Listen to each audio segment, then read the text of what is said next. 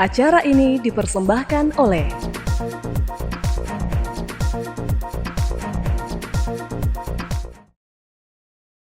Halo pemirsa Monas TV, senang sekali saya Andrea Ririn Karina dapat kembali menjumpai Anda dalam Monas Daily. Dalam beberapa menit ke depan kami akan menyajikan berita-berita terpercaya hanya untuk Anda.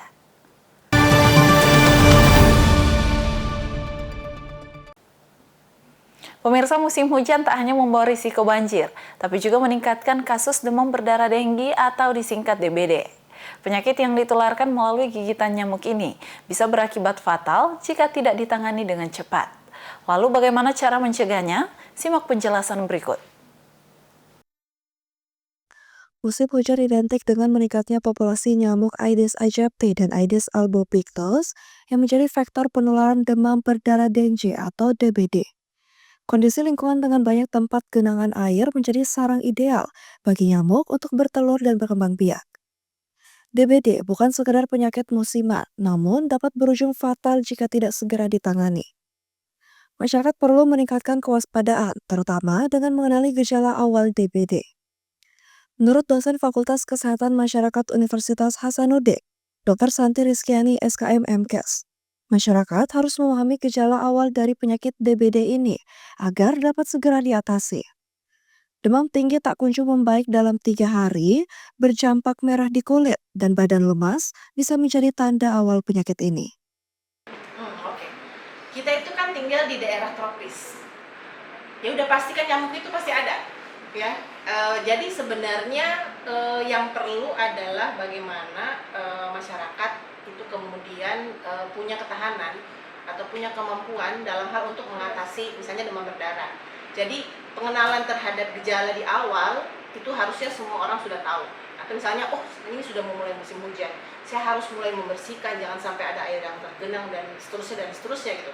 Dan misalnya kalau ada anggota keluarga yang kemudian punya gejala-gejala demam berdarah, dia sudah mulai demam, 3 hari tidak turun-turun misalnya, atau sudah ada bercak-bercak merah, itu harus segera dibawa ke layanan kesehatan.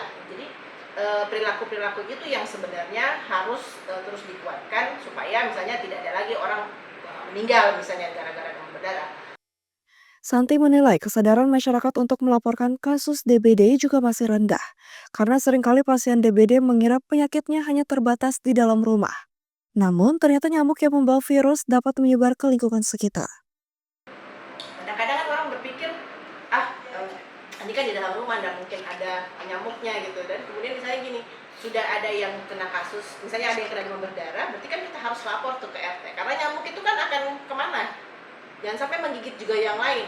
Nah kadang-kadang itu juga nggak ada orang yang melapor. Tiba-tiba, oh itu juga demam berdarah, padahal sudah pernah ada kasus, tapi dia nggak melapor kan. Sebenarnya kan kalau sudah melapor, nanti datang petugas untuk menyemprot di sana kan untuk menghilangkan nyamuk yang ada di situ supaya tidak menyebar ke tempat yang lain. Karena kalau demam berdarah itu cepat sekali dari mulai dia sudah misalnya masuk demam dan kemudian mendapatkan perawatan. Kadang-kadang kalau kita lengah itu bisa lewat tuh. Santi menambahkan terkait penggunaan insektisida kimia untuk membasmi nyamuk, sebaiknya dibatasi karena dapat merusak lingkungan. Sejumlah penelitian menunjukkan bahwa bahan alami seperti ekstrak biji pepaya dapat digunakan sebagai pengusir nyamuk yang lebih aman. Santi pun menyebut jika mencegah DBD jauh lebih mudah daripada mengobatinya. Salah satu caranya adalah dengan menerapkan 3M, yaitu menguras tempat penampungan air minimal seminggu sekali, menutup tempat penyimpanan air, dan mengubur barang-barang bekas yang berpotensi menjadi sarang nyamuk. Santi pun berpesan agar masyarakat dapat segera melakukan aksi mencegah DBD dengan mengenali gejalanya, mencegah penularannya, dan segera dapatkan pertolongan medis jika terjangkit DBD. Hana Putri Najwa, Unas TV. Pemirsa, pasar tradisional Kalimbu di Kota Makassar menawarkan pengalaman tak biasa dalam berbelanja sayur mayur hingga sembako. Pasar yang buka sejak pukul 1 dini hari ini, selain harganya murah, juga menawarkan suasana pagi yang sejuk. Berikut liputan selengkapnya untuk Anda. Pasar tradisional Kalimbu terletak di Jalan Veteran Utara, Kecamatan Bontoala, Kota Makassar. Kalimbu dalam bahasa Makassar berarti melindungi tubuh agar tidak kedinginan dengan menggunakan sarung. Sesuai dengan namanya, Kalimbu, pasar ini dibuka dari pukul 1 malam hingga pukul 7 pagi. Pasar ini menghadirkan suasana dingin yang khas dari malam yang mulai mereda menuju pagi. Suasana dingin itulah yang kemudian menjadi alasan pasar ini dinamakan Pasar Kalimbu. Ada berbagai kebutuhan pokok dan sembako seperti sayur mayur, bawang, cabai, dan lainnya yang dijajakan di pasar ini.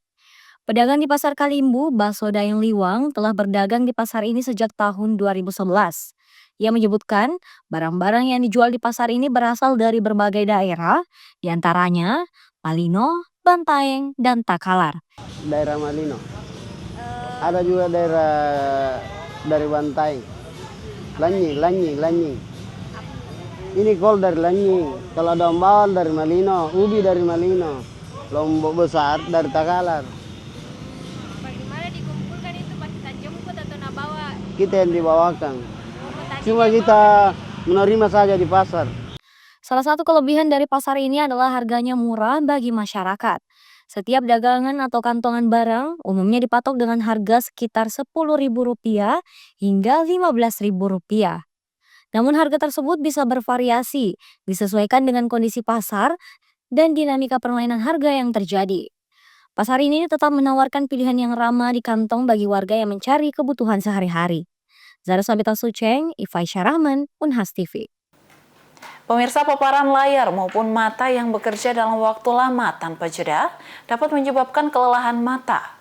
Mata yang lelah dapat berisiko kualitas penglihatan yang menurun. Seperti apa langkah tepat untuk mencegahnya? Berikut liputannya. Dalam era digital saat ini, penggunaan perangkat elektronik seperti komputer, ponsel, dan televisi semakin meningkat. Namun kurangnya kesadaran akan pentingnya istirahat mata dapat berdampak buruk bagi kesehatan penglihatan. Dekan Sekolah Pascasarjana Universitas Hasanuddin, Profesor Dr. Budu PhD SPM Konsultan, M.Med. Ed, menyampaikan jika mata membutuhkan waktu istirahat setelah bekerja dalam durasi tertentu. Perbandingannya berkisar 1:10, di mana dalam 20 menit kerja, mata diistirahatkan selama 2 menit. Yang jelas, setiap kita melakukan kegiatan sekitar 20 menit, ya, kita sebaiknya beristirahat sekitar 2 menit. Kalau kita menggunakan mata kita sekitar 1 jam, sebaiknya kita beristirahat sekitar 10 menit. Melemparkan ini penglihatan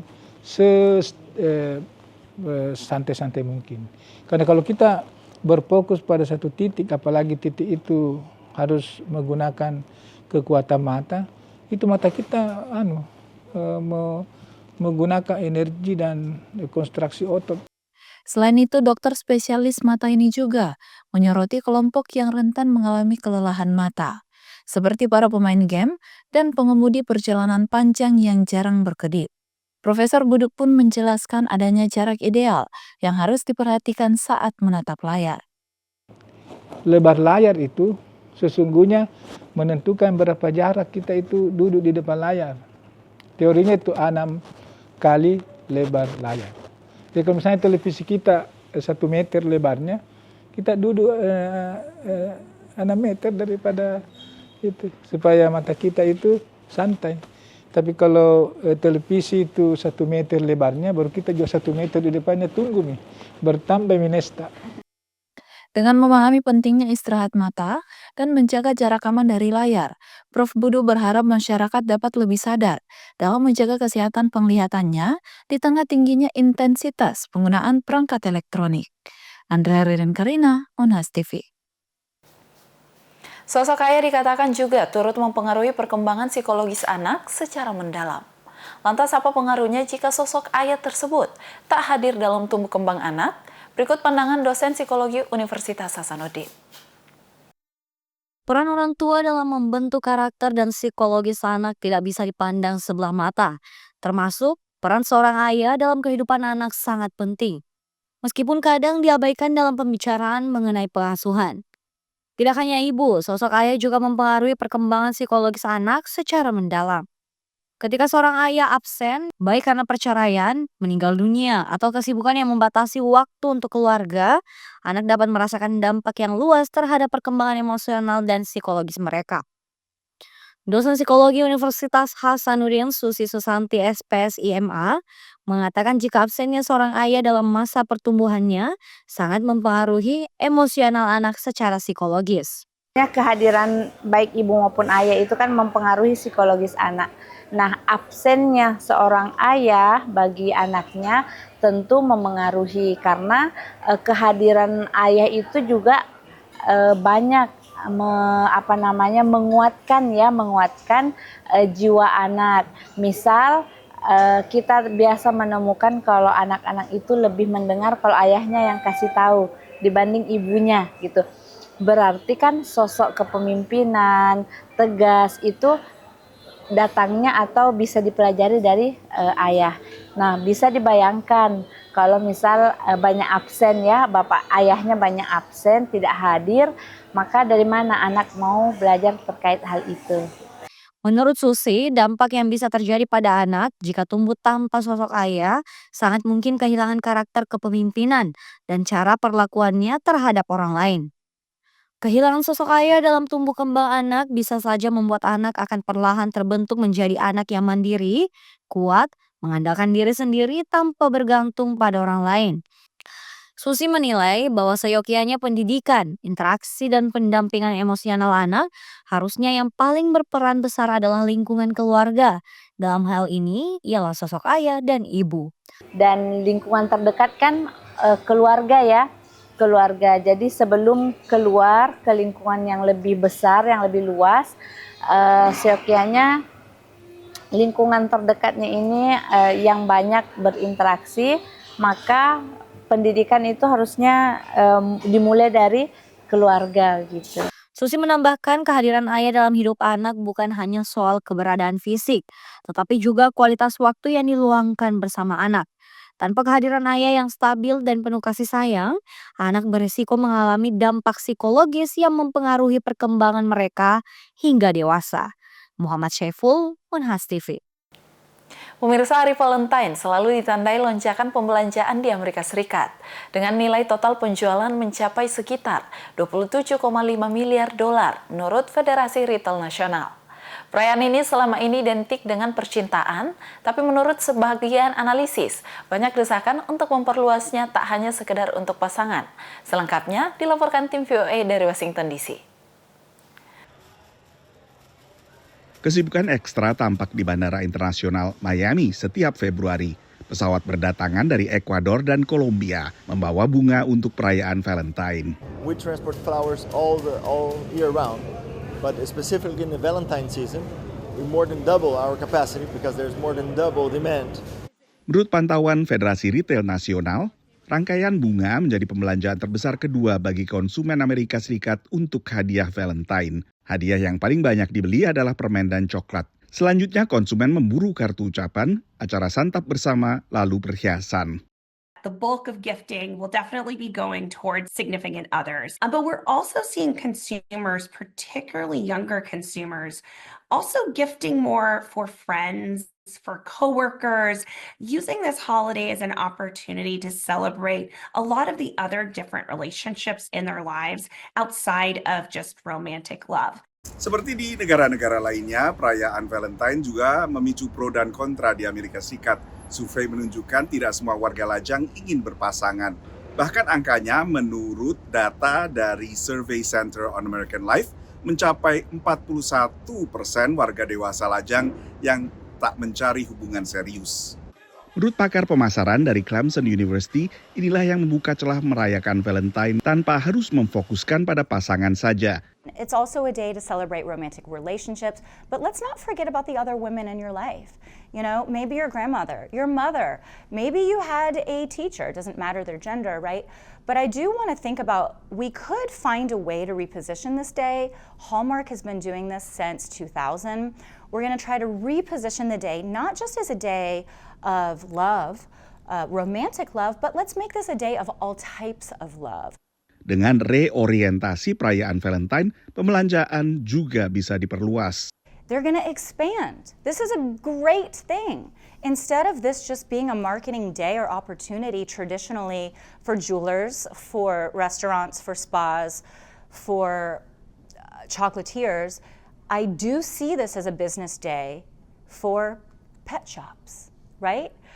For spas, for women to do days together, right? For sport communities. Survei Federasi Retail Nasional menunjukkan hampir sepertiga konsumen membeli hadiah untuk teman mereka. Angka tertinggi sejak organisasi ini mulai menggelar surveinya. Dari Washington DC, Nova Purwadi dan tim VOA. Pemirsa, berita tadi sekaligus menutup perjumpaan kita hari ini. Jangan lupa untuk terus saksikan Onhas Daily hanya di Onhas TV. Saya Andrea Reren Karina mewakili kru yang bertugas. Pamit undur diri dan sampai jumpa.